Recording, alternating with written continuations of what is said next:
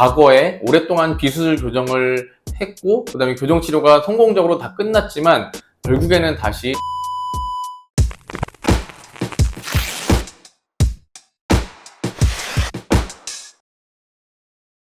네, 안녕하세요. 리페이스 치과병원 양악도사 김도섭 원장입니다. 오늘은 비수술 교정에 대해서 한번 이야기를 해볼 텐데요. 많은 분들이 얼굴형 고민을 가지고서 저한테 상담 오셨을 때 이게 그냥 수술하지 않고 교정 치료만으로 해결되지 않을까요? 이런 질문을 굉장히 많이 하시거든요. 네, 그래서 오늘은 그 이야기에 대해서 설명을 좀 드려보도록 하겠습니다. 자, 우선 말씀드리기에 앞서서 비수술 교정이 무엇인지 한번 설명을 드려야 될 것 같은데요.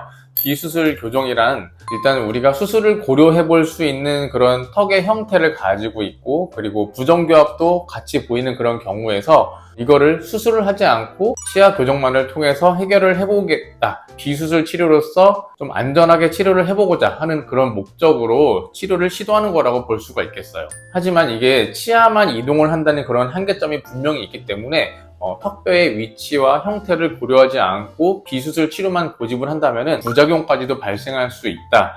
그렇게 우려가 되는 부분이 있는데요. 자, 그래서 비수술 교정을 결정할 때 주의해야 할 점들에 대해서 몇 가지 설명드리도록 하겠습니다. 우선 그 첫 번째로 과도하게 얼굴형이 개선된다. 그러니까 이를테면은 치아 교정을 했는데 주걱턱이 들어간다. 안면 비대칭이 개선이 된다. 뭐 이런 이야기들을 이제 광고를 통해서 볼 수 있을 것 같은데요. 비수술 교정을 통해서 효과가 일어나는 부분은 치아 부분에 국한돼서 효과가 일어나게 돼요. 교정을 하게 되면은 이 치아와 치아를 포함한 잇몸 부분만 약간 형태의 변화 그리고 위치의 변화가 발생을 하게 돼요. 하지만 뼈의 위치 개선이 필요한 그런 경우라면은 당연히 치아와 잇몸 부분만 위치가 바뀌는 그런 교정 치료로는 바뀌지 않을 거라는 걸 당연히 우리가 예상할 수 있겠죠. 그러니까 만약에 그런 광고를 보고서 비수술 교정을 결정을 하신다고 하면은 좀 주의가 필요하다 이렇게 생각을 해볼 수 있겠습니다. 그리고 이가 가지런하게 배열이 있는데도 불구하고 무리하게 입을 집어넣기 위해서 발치를 하고서 교정을 하겠다 그런 경우가 있어요.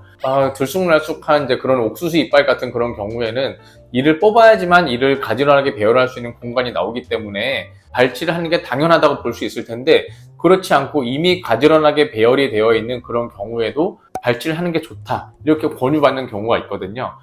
그런 경우에는 좀 주의가 필요하다고 볼 수 있겠습니다. 제가 발치 교정을 좀 경계하고 주의해야 된다고 생각하는 이유 중에는 두 가지가 있는데 일단 이를 한번 빼게 되면 그걸 다시 심을 수가 없어요. 되돌릴 수 없는 일이라는 거죠. 그리고 이가 없어지면 이빨만 없어지는 게 아니고 이가 있던 잇몸뼈 그리고 잇몸뼈를 둘러싼 그 공간 자체가 없어지거든요.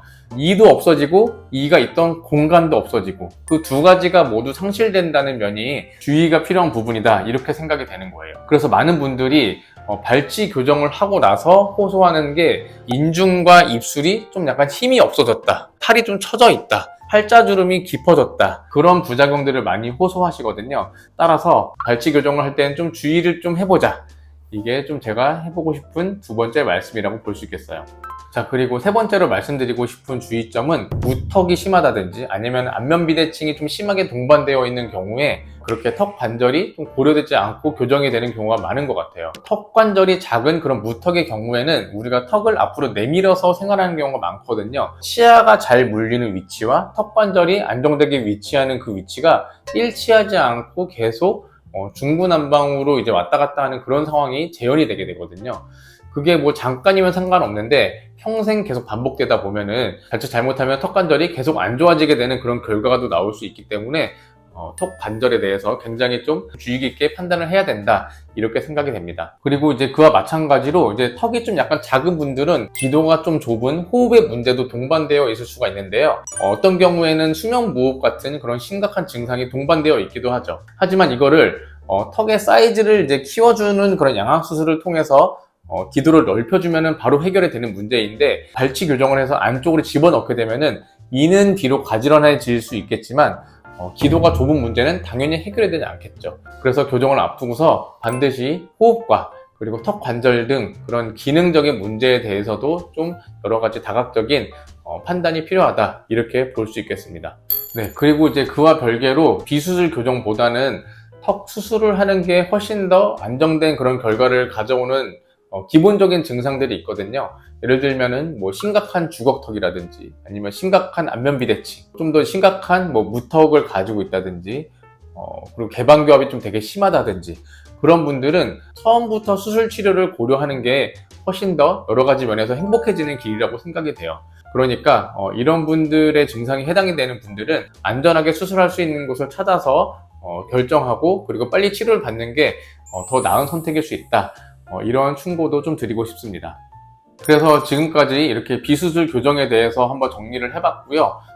비수술 교정이라는 게 사실은 말 자체는 굉장히 좋은 것 같아요. 마치 수술을 하지 않고 교정만 해도 모든 게 다 해결될 것 같은 그런 느낌을 주는 굉장히 달콤한 그런 말이라는 그런 생각도 드는데 이게 사실은 좀 한계점이 분명히 있는 그런 치료이기 때문에 이거를 결정하기 전에 좀 주의 깊게 판단해야 되고 한 분야의 전문가만 만나기보다는 다양한 분야의 전문가를 만나서 이런 얘기도 들어보고 저런 얘기도 들어보고 종합적인 의견을 다 고려해서 판단하는 게 가장 좋다 이렇게 생각이 돼요.